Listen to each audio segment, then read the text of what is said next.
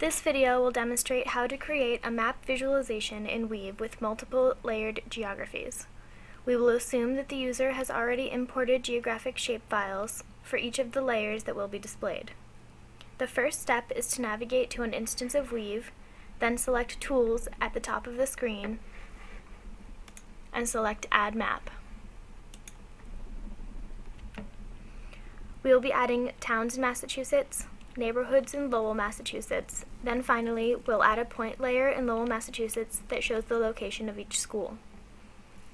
These geographic shapefiles can be displayed simultaneously because they all use the same map projection.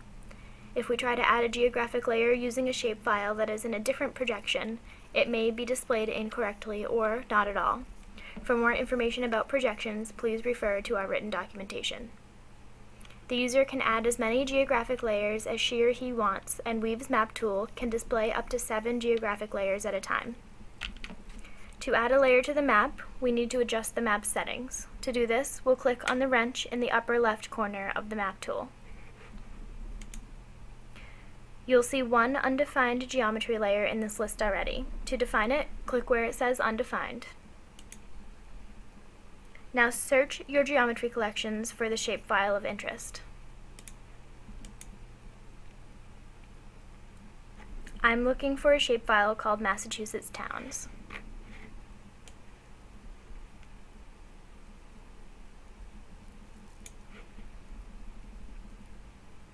Once I find it, I need to select it and hit Save and Close. We can now see that the outline of Massachusetts and all of its municipalities are on our map. To add another layer, I need to hit Add Geometry Layer in the Settings for Map Tool pane. Now I'm going to repeat the process I just performed, but this time I'm adding Lowell neighborhoods.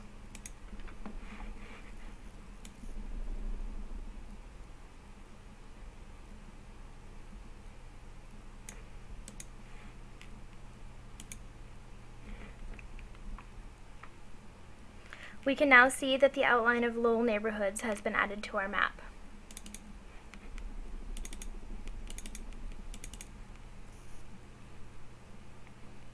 To make this a little more obvious, I'm going to go into the settings and increase the weight of these borders.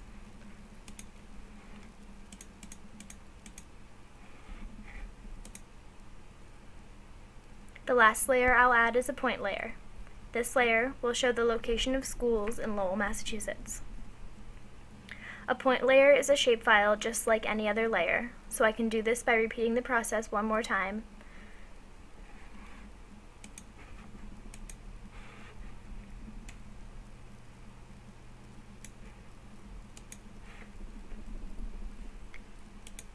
Now when I hit Save and Close, I see points on my map tool. It may be interesting to adjust the interaction on this map tool. For now, I'd like to leave all of these layers visible, but I want to color the neighborhoods by an indicator and I want to make the schools more obvious.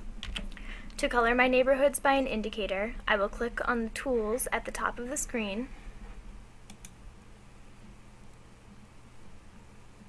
and open up the color controller. I need to click on the folder to open up the attribute selector.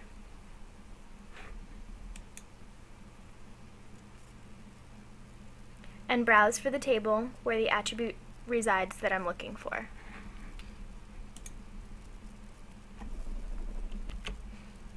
In this case, I'm looking for Lowell neighborhoods.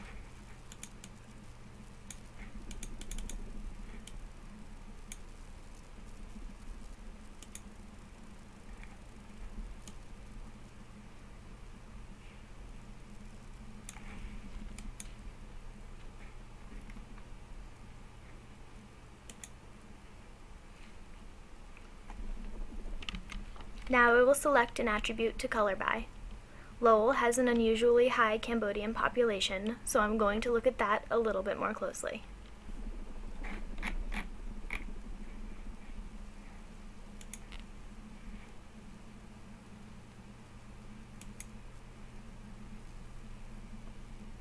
When I save and close, I can see that the color of each neighborhood is mapped in grayscale to % population Cambodian. To change this to a different color scale, click on the Advanced tab in the Color Controller. Now you can select any suitable color scale.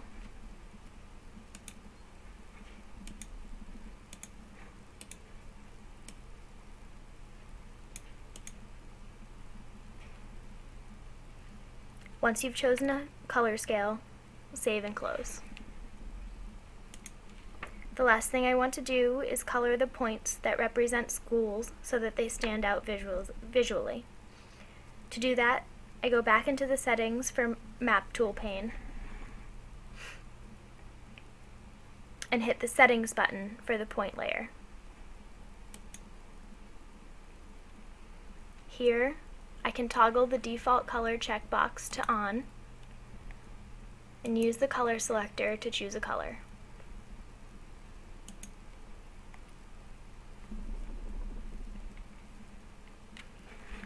Now I can zoom from all of Massachusetts all the way into Lowell to look at the location of each school. In fact, the visibility of any of these layers can be toggled on and off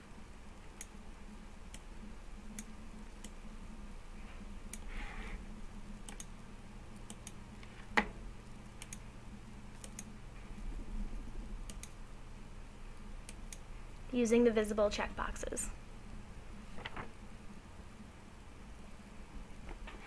Currently, the probe window doesn't give us much useful information. For further directions on how to edit the probe window, please refer to our written documentation.